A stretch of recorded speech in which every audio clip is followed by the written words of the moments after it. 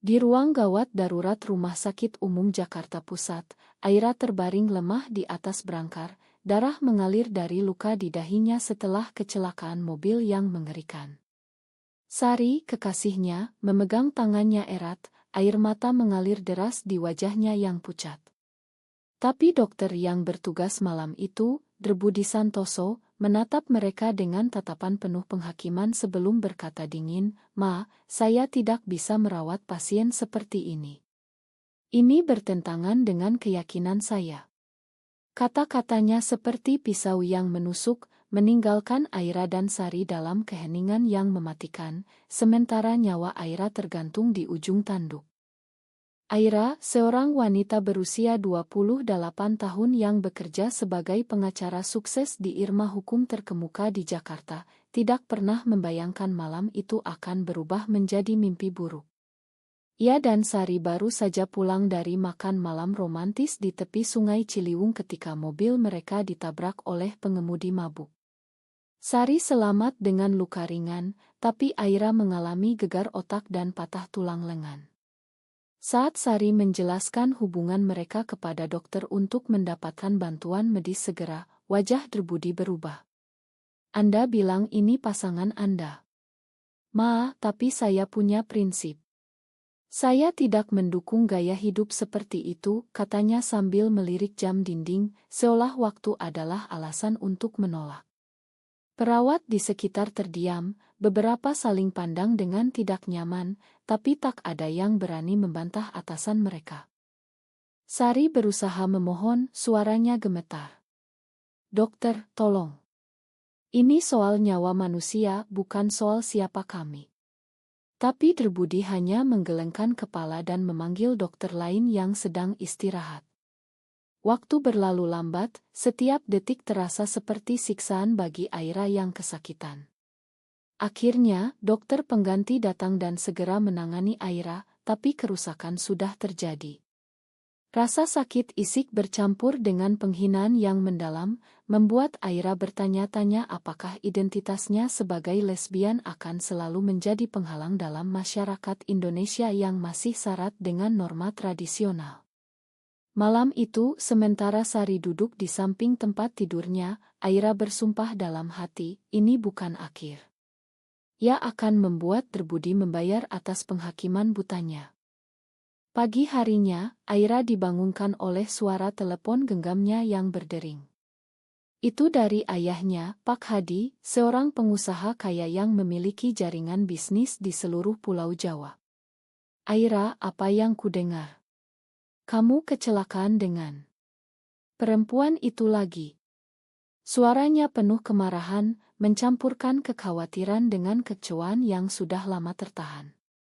Aira tahu ayahnya tidak pernah menerima orientasi seksualnya.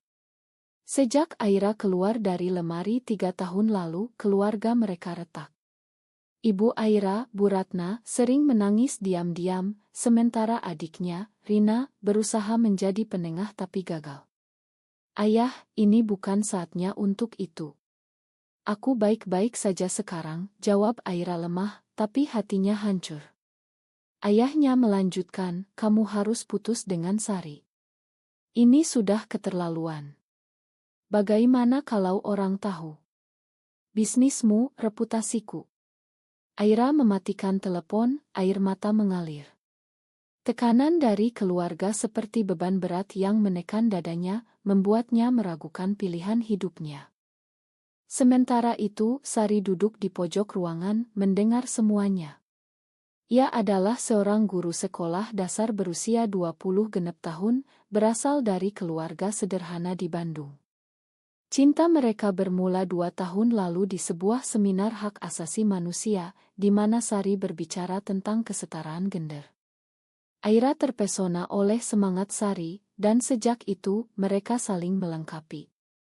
Tapi Sari tahu hubungan ini penuh risiko. Keluarganya yang konservatif juga tidak tahu, dan Sari sering berbohong tentang teman serumahnya. "Aira, mungkin ayahmu benar. Mungkin kita terlalu memaksakan," kata Sari pelan, suaranya penuh keraguan. Aira menatapnya tajam. "Jadi kamu mau menyerah? Setelah apa yang dokter itu lakukan. Ini bukan hanya tentang kita, Sari. Ini tentang ribuan orang seperti kita yang dihakimi setiap hari. Kata-kata Aira membangkitkan api di hati Sari, tapi juga menimbulkan ketakutan.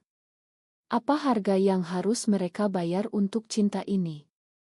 Di luar kamar rumah sakit, Derbudi sedang minum kopi di kantin, merasa puas dengan keputusannya malam tadi. Ia adalah dokter senior berusia 50 tahun, dikenal sebagai orang yang taat beragama dan konservatif. Istri dan anak-anaknya bangga padanya, tapi di balik itu, Derbudi menyembunyikan rahasia. Klinik pribadinya di pinggiran Jakarta sedang mengalami kesulitan finansial. Hutang menumpuk, pasien berkurang karena persaingan dengan rumah sakit besar. Saya hanya mengikuti hati nurani, gumamnya pada diri sendiri, tapi ada keraguan kecil yang mulai muncul. Apakah ia benar-benar menyelamatkan moral masyarakat, atau justru menjadi bagian dari masalah? Saat itu, ia tidak tahu bahwa keputusannya malam tadi telah menyulut badai yang akan menghancurkan segalanya. Aira setelah keluar dari rumah sakit 2 hari kemudian, mulai merencanakan. Ia menghubungi rekan kerjanya di Irma Hukum, meminta data tentang Derbudi dan kliniknya. Ternyata klinik itu bernama Klinik Sehat Abadi, dan sedang dalam proses restrukturisasi hutang. Aira tersenyum tipis. Ayahnya memiliki saham di bank yang meminjamkan uang ke klinik itu. Ini kesempatan, pikir Aira. Tapi Sari memperingatkan, jangan lakukan sesuatu yang akan kamu sesali. Balas dendam bukan jalan keluar. Aira ragu, konflik batinnya semakin dalam. Apakah ia harus memakan atau melawan sistem yang menindas? Keputusannya akan mengubah segalanya, tapi ia tahu tidak ada jalan mundur. Hari-hari berikutnya, Aira bertemu dengan ayahnya di rumah keluarga di kawasan Elite Menteng. Pak Hadi duduk di kursi kayu jati, wajahnya tegang. Aira, aku dengar tentang dokter itu. Itu salah, tapi mungkin itu tanda dari Tuhan untuk kamu berubah. Aira tertawa getir. Ayah, Tuhan tidak mendiskriminasi. Yang diskriminati adalah orang seperti dokter itu, dan mungkin ayah juga. Pertengkaran meledak, Bu Ratna menangis di dapur, Rina berusaha menenangkan. Aira pergi dengan hati hancur, tapi tekadnya semakin kuat. Ia mulai menghubungi kontak bisnisnya, merencanakan akuisisi klinik. Tapi di balik itu, ia merasa kesepian. Sari semakin jauh, takut akan konsekuensi. Aku cinta kamu, tapi ini terlalu berat, kata Sari suatu malam. Aira memeluknya, tapi tahu bahwa cinta mereka sedang diuji. Derbudi, di sisi lain, mulai mendengar rumor. Pasien lesbian lain mengadu ke media sosial, menuduhnya diskriminasi. Kliniknya mulai sepi, dan ia panik. Ini itnah, katanya pada istri. Tapi dalam hati, ia mulai mempertanyakan keyakinannya. Apakah ia salah? Konflik moral mulai menggerogoti jiwanya, membuatnya sulit tidur. Sementara itu, Aira mendekati bank, menggunakan pengaruh ayahnya tanpa sepengetahuannya. Deal hampir jadi, tapi Aira ragu. Apakah ini benar? Harga yang harus dibayar adalah hubungannya dengan keluarga dan mungkin Sari. Aira duduk di kantornya yang mewah di gedung pencakar langit Sudirman, menatap layar komputer dengan mata lelah. Data finansial Klinik Sehat Abadi terpampang di depannya, hutang Rp 5 miliar, aset yang bisa diambil alih dengan mudah. Rekan kerjanya, Andi, seorang pengacara junior, bertanya, Bu Aira, yakin mau lanjut? Ini bisa jadi skandal besar. Aira mengangguk. Ini bukan balas dendam, Andi. Ini tentang keadilan. Tapi dalam hati, ia tahu ada campuran emosi, marah, sakit hati, dan keinginan untuk membuktikan diri. Malam itu, ia bertemu Sari di apartemen mereka di Kuningan. Sari tampak murung. Aira, ayahmu telepon aku tadi. Dia bilang kalau kamu lanjut dengan rencana ini, dia akan memutus hubungan. Aira terkejut. Bagaimana ayah tahu? Sari menggeleng. Mungkin dari bank. Aira, hentikan saja. Kita bisa pindah ke Bali, mulai baru tanpa drama ini. Tapi Aira tidak bisa berhenti. Kenangan malam kecelakaan itu menghantuinya, tatapan Derbudi yang penuh kebencian, rasa sakit yang tak hanya isik. Ia mulai mengumpulkan bukti diskriminasi di rumah sakit, mewawancarai perawat yang bersaksi secara anonim. Salah satunya, seorang perawat muda bernama Lina, berkata, Dokter Budi sering begitu. Dia tolak pasien, katanya demi moral. Tapi itu salah. Aira menggunakan itu untuk membangun kasus hukum, tapi ia tahu hukum Indonesia tentang diskriminasi seksual masih lemah. Maka ia memilih jalan bisnis, akuisisi. Ayahnya, meski marah, diam-diam membantu karena ia tidak ingin nama keluarga tercoreng oleh skandal medis. Sari semakin gelisah. Sebagai guru, ia takut kalau identitasnya terungkap, pekerjaannya hilang. Di sekolah, kalau orang tahu aku lesbian, aku bisa dipecat. Orang tua murid akan protes. Aira memeluknya. Kita harus berjuang, Sari. Kalau tidak, kita selamanya hidup dalam ketakutan. Tapi Sari mundur selangkah. Mungkin aku tidak sekuat kamu. Konflik itu membuat mereka bertengkar hebat. Sari pergi ke rumah saudaranya di Bogor untuk berpikir. Aira sendirian merenungkan pilihan hidupnya. Apakah cinta layak untuk segala pengorbanan ini?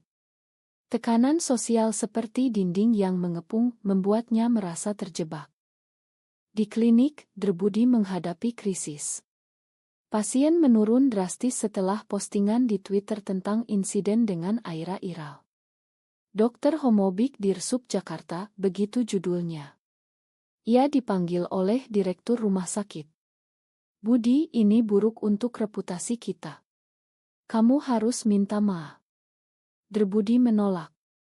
Saya punya hak atas keyakinan saya. Tapi istrinya, Bu Siti, mulai ragu. Apa yang kamu lakukan itu benar, Mas? Bayangkan kalau anak kita yang seperti itu. Derbudi marah, tapi kata-kata itu mengguncangnya.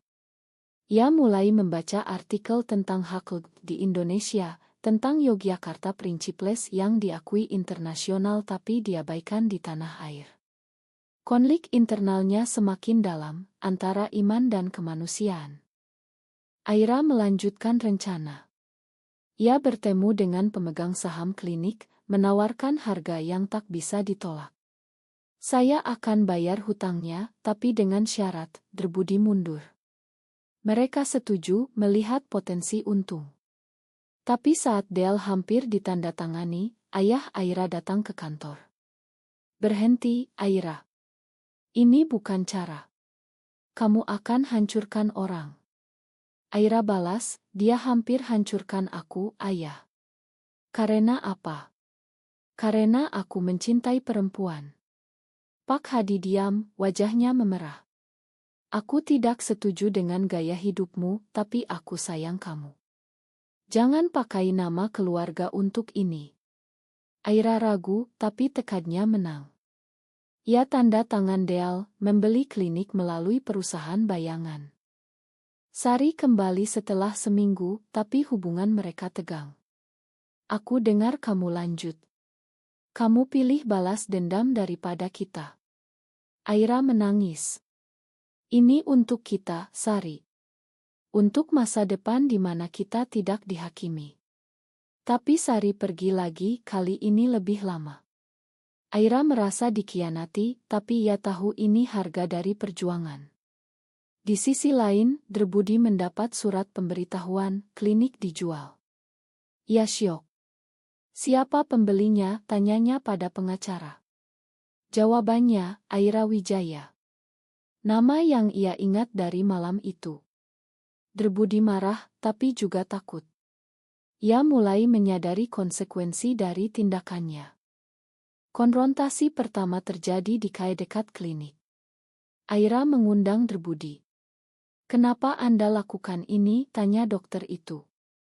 Aira jawab dingin, "Karena Anda tolak saya hampir mati. Sekarang klinik ini milik saya. Anda bisa mundur dengan hormat, atau saya publikasikan semuanya." Derbudi gemetar. "Ini tidak adil." Aira tersenyum. "Adil. Seperti yang Anda lakukan pada saya." Pertemuan itu meninggalkan Derbudi hancur, ia pulang dan bertengkar dengan istri. "Mungkin saatnya berubah," kata Bu Siti. Derbudi mulai mempertanyakan segalanya. Aira, meski menang, merasa kosong. Keluarganya menjauh, Sari hilang kontak.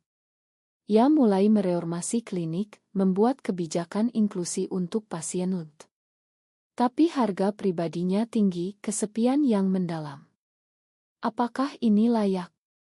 Pertanyaan itu menghantuinya setiap malam. Klinik Sehat Abadi sekarang berada di bawah kendali Aira.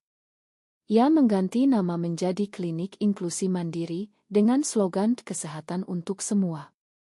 Derbudi mundur dengan paksa, digantikan oleh dokter muda yang progresi. Tapi kemenangan itu pahit. Aira duduk di ruang direksi baru, menatap Otosari di ponselnya.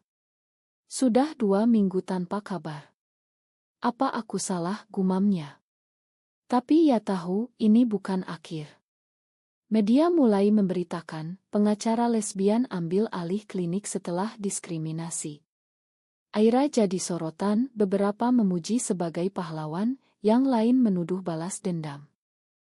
Ayah Aira menelepon. "Kamu sudah puas? Sekarang nama keluarga tercoreng." Aira balas, "Ayah, ini tentang hak. Bukan dendam." Tapi Pak Hadi memutus telepon. Bu Ratna datang diam-diam ke apartemen Aira. "Anakku, aku bangga tapi aku takut untukmu." Mereka berpelukan, air mata bercampur. Rina juga datang, membawa makanan. "Kak, Sari mana?" Aira menggeleng, hati sakit. Keluarga mulai retak lebih dalam, tapi juga ada celah rekonsiliasi. Sari, di Bogor, bergumul dengan dirinya sendiri.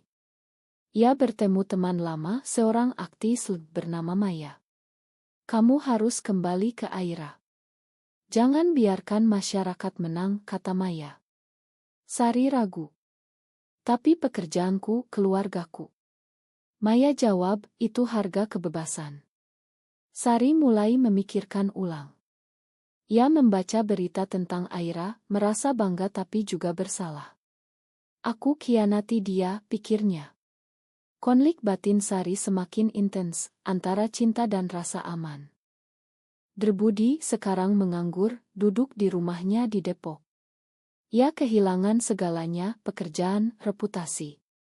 Istri dan anak-anaknya mendukung, tapi ia merasa hancur. "Apa aku salah?" tanyanya pada cermin. Ia mulai menghadiri seminar tentang toleransi, bertemu orang-orang yang pernah ia hakimi. Salah satunya, seorang transgender yang bercerita pengalaman diskriminasi. Derbudi menangis, menyadari kesalahannya. Tapi terlambat.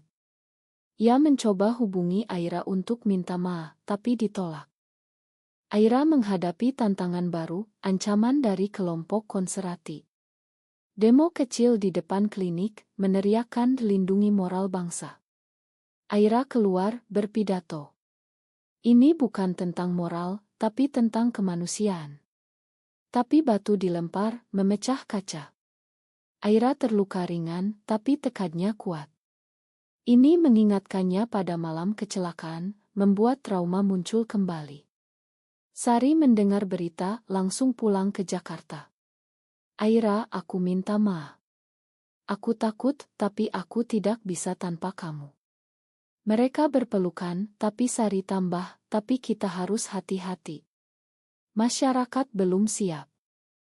Hubungan mereka mulai pulih, tapi dengan luka. Mereka bicara panjang lebar tentang masa depan. "Mungkin kita kawin di luar negeri," kata Aira. Sari tersenyum. Mimpi indah. Tapi realitas menampar. Keluarga Sari tahu dari berita. Ibunya menelepon, menangis. Kamu bawa malu keluarga. Sari hancur, tapi memilih Aira. Ma, Bu. Ini hidupku. Pengorbanan itu membuat Sari kehilangan dukungan keluarga, tapi ia merasa bebas. Terbudi dalam pencarian jiwanya, menulis surat terbuka di koran. Saya salah. Diskriminasi bukan jalan Tuhan. Itu jadi viral, beberapa memakan, yang lain mengecam. Ia bertemu Aira secara kebetulan di acara amal. Makan saya, katanya. Aira diam lama, lalu jawab, makan, tapi luka itu dalam. Tapi terima kasih atas perubahanmu. Konfrontasi itu membawa penutupan bagi keduanya. Cautro meningkat ketika kelompok radikal mengancam klinik lagi. Aira dan Sari bersatu melawan, mengumpulkan dukungan dari komunitas LGBT. Demo balasan terjadi, polisi turun tangan. Aira terluka dalam kerusuhan, tapi selamat. Ini membuatnya sadar, perjuangan belum selesai. Harga yang dibayar, teman hilang, keluarga retak, tapi juga kebebasan baru. Setelah insiden demo, Aira dan Sari semakin dekat. Mereka pindah ke rumah baru di pinggiran Jakarta, mencoba hidup normal. Klinik berkembang, jadi pusat kesehatan inklusi pertama di Indonesia. Aira diundang bicara di konferensi hak manusia. Kita harus lawan diskriminasi dari dalam, katanya. Tapi di balik panggung, ia lelah. Trauma kecelakaan dan penghinaan masih menghantui. Sari mendukung, tapi ia sendiri bergumul dengan kehilangan keluarga. Ayah Aira akhirnya datang. Aku salah, Nak. Aku lihat perubahan yang kamu bawa. Mereka rekonsiliasi, meski lambat. Bu Ratna dan Rina ikut, membawa harapan. Tapi bagi Sari, keluarganya tetap menolak. Mereka butuh waktu, kata Aira. Sari mengangguk, tapi hatinya sakit.